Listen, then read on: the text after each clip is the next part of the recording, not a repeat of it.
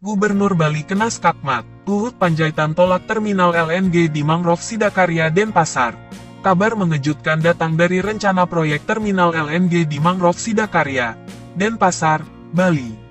Menteri Koordinator Bidang Kemaritiman dan Investasi, Menko Marinvest Luhut Binsar Panjaitan melakukan langkah skakmat untuk Gubernur Bali, Wayan Koster.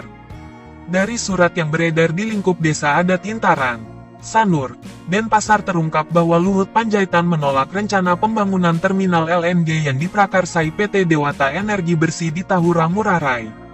Surat Luhut itu ditujukan kepada Menteri Lingkungan Hidup dan Kehutanan. Sehubungan dengan hal tersebut dan masukan dari berbagai pemangku kepentingan di Provinsi Bali, kami sampaikan bahwa rencana pembangunan terminal LNG dan jaringan pipa gas bersih oleh PT Dewata Energi Bersih agar tidak direkomendasikan, tulis dalam suratnya. Dasar Luhut meminta Menteri LHK tidak merekomendasikan pembangunan terminal LNG dan jaringan pipa gas yang diprakarsai PT Dewata Energi Bersih lantaran pada tahun 2022 Presiden telah meluncurkan garis besar peta jalan ekonomi Kerti Bali menuju Bay Era Baru yang hijau, tangguh, dan sejahtera.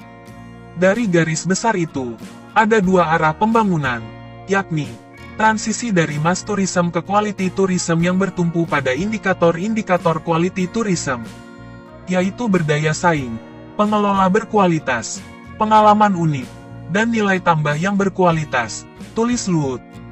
Lebih lanjut, kedua arah pengembangan Provinsi Bali sebagaimana disebut Luhut adalah transformasi perekonomian Bali dengan pengembangan sektor ekonomi kreatif digital, perikanan, pertanian, dan perdagangan.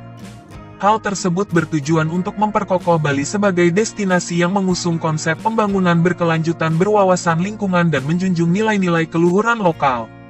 Berbagai kebijakan dan program pada tingkat operasional agar menyesuaikan pada rencana besar tersebut, tandas Luhut.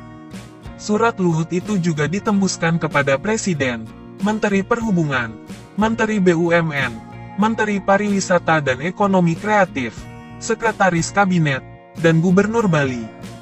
Suara Denpasar masih mencoba mengkonfirmasi ke pihak Pemprov Bali dan pihak-pihak terkait soal adanya surat tersebut.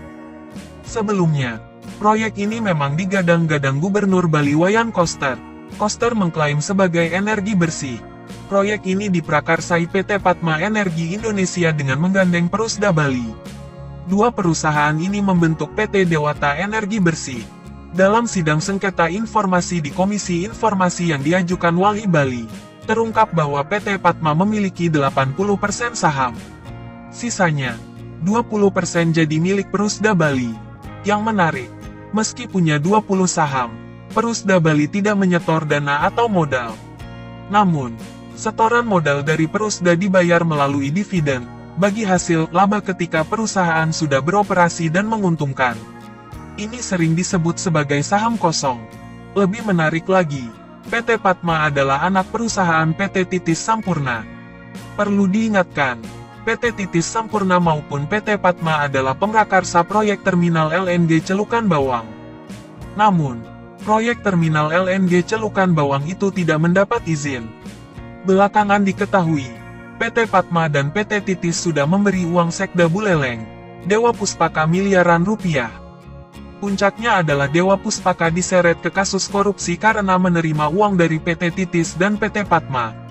Namun, pejabat PT Titis dan PT Padma sampai saat ini tidak diseret ke hukum meski terungkap telah memberi uang sekda Buleleng dalam urus izin terminal LNG Celukan Bawang.